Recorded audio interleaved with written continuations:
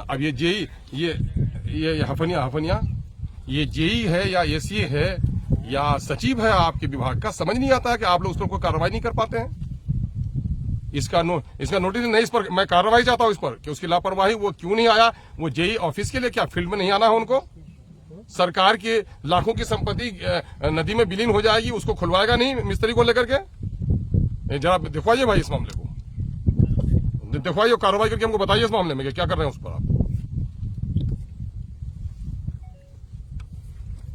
संजय, यहाँ 55 या 60 परिवार थे पिछले साल, यहाँ पर बाजाबता योजना बनाई गई है ना, उसके बावजूद भी मंत्रालय ने राशि नहीं दिया।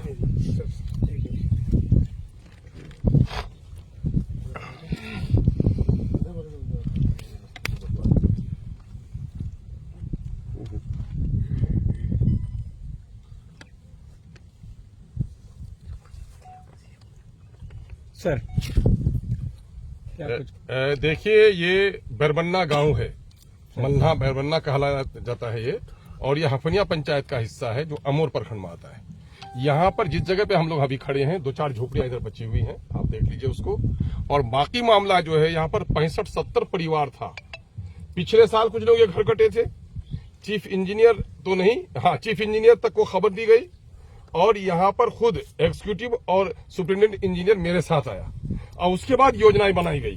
उसके बावजूद भी जल संसाधन विभाग ने, चाहे मंत्री जी की लापरवाही हो या उसके सचिव की लापरवाही हो या के सीमांचल के साथ दुश्मनी हो, इन लोगों ने योजना नहीं बनाई, जिसके नतीजे में आज यहाँ से 65 परिवार विस्थापित हो गया। इनके घर सारे नदी में विलीन हो गए महानंदा में। क्या नीतीश कुमार जी की ये इंसाफ के साथ न्याय की सरकार है? क्या सीमांचल में लोग नहीं बसते हैं? ये लोग कब तक ये बेईमानी करेंगे? कुत्तों के लिए हॉस्पिटल खोलते रहेंगे, सीमांचल के लोगों को डॉक्टर से महरूम रखेंगे, महानंदा जैसी नदी पे पुल नहीं बनाएंगे, खाड़ी पुल का निर्माण अधूरे काम को पूरा नहीं करेंगे, और गंगा में पुल का निर्माण करेंगे। क्या सीमांचल बिहार का हिस्सा नहीं है? क्या सीमांचल में लोग नहीं बसते हैं?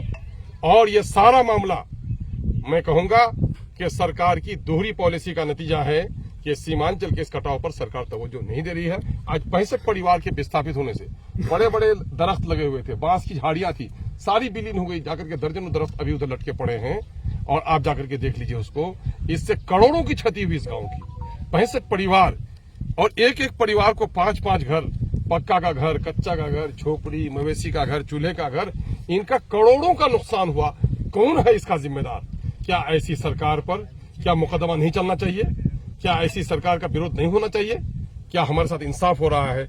मैं आपके पत्रकारों के माध्यम से, मैं बिहार की गोंगी, बहरी, लापरवाह और सीमांचल के साथ सौतेलापन का सलूक करने वाली सरकार को चेता रहा हूं कि समय रहते हुए हमारे महानंदा के किनारे पर आपने बोल्डर पिच करके अगर हमारे लोगों को नहीं बचाया तो डूब कर तो मरते ही हैं लोग, सड़कों पर जा जाकर दब कर मरेंगे लोग।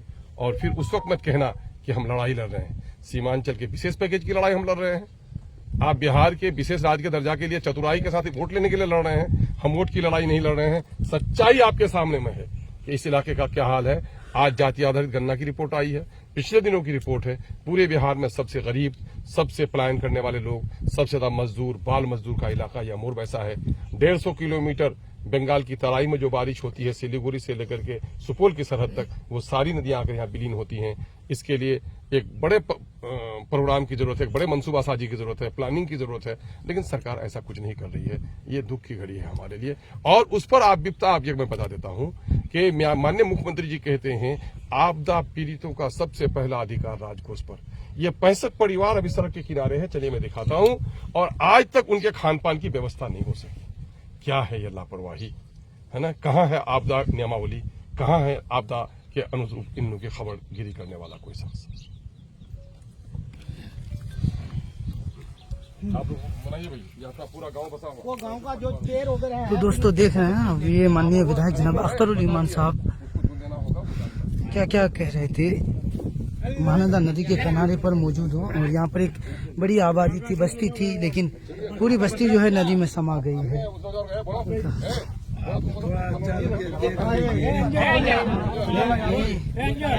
बोल दीजिए यहीं पर। हाँ